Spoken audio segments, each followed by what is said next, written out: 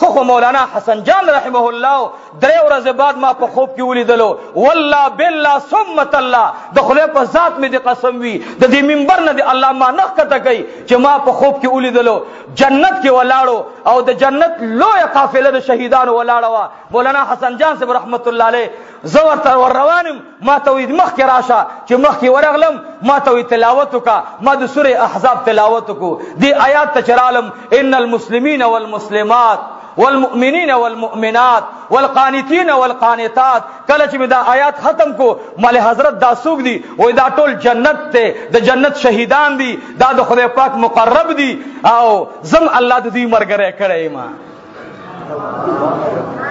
منی سره سبحان الله ډاکټر شیخ شیر علي شاه صاحب نور الله مرقده کراچي کې یو عالم خوب کې لیدلې او هغه دلته بیان کو تعزیتی کانفرنس کی بیان کو ډاکټر شیر علي شاه صاحب رحمه الله عالم ته وای هغه ورته ول سم معاملې در سره وشو وای چې قبر ته لاړم الله د جنت جوړه را اولېګلا منی سره وای الله د جنت جوړه را اولېګلا زبم سبا ویم زو شیر علي شاه صاحب کې سفر کو هاي هاي هاي هاي هاي یو غنټه وړاندې خط ولیکلو مرید ته وی جدا والا د اخیری خط ته بل نشم لیکلای غنټه بعد روح ورکړو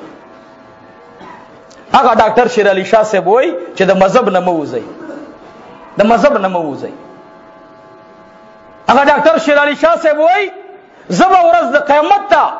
الله رب العالمین حضور ته به دو پیشین سره پیش کېږم